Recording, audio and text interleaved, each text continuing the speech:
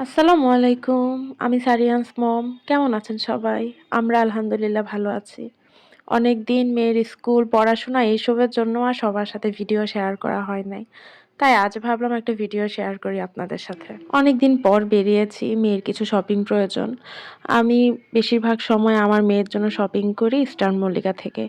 আর eastern Mallika আমার বাসা থেকেও একটু কাছে, তো যেকোনো সময় ইস্টার্ন মল্লিকাতেই বেশি যাওয়া হয়। ভাবলাম ইস্টার্ন মল্লিকাতে যেহেতু যাচ্ছি, নিউ মার্কেটও একটু দেখে যাই। কিন্তু নিউ মার্কেটে সবসময় যে অবস্থা থাকে, হাঁটার প্রয়োজন হয় না। মানুষ ধাক্কা দিতে দিতে এক প্রান্তে নিয়ে যায়, আবার ধাক্কা দিতে দিতে অন্য প্রান্তে নিয়ে আসে। যাই হোক, তারপরও সব ধাক পেরিয়ে এই যে ব্যাগগুলা দেখলাম, কিছু জামা কাপড়ও দেখলাম। দেখে টেখে আমরা চলে আসলাম ইস্টার্ন মল্লিকাতে, আমাদের গন্তব্যে। মেয়ে সন্তান বড় হলে মনে হয় মায়েদেরই সবচেয়ে বেশি উপকার হয়। কারণ মেয়ে সন্তানকে নিয়ে যখন যেখানে ইচ্ছা ঘুরতে চলে যাওয়া যায়, বিভিন্ন জায়গায় শপিং করতে যাওয়া যায়।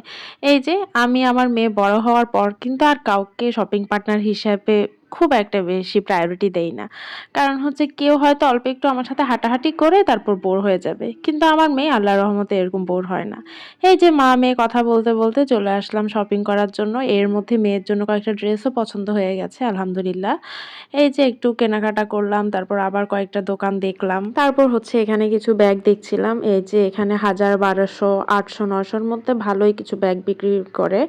এই যে আমার হাতে ব্ল্যাক ব্যাগটা ছিল 500 টাকা। তারপর এখানে এই ব্যাগটাও 500, 600 র মধ্যে চাচ্ছিলেন আমার কাছ থেকে।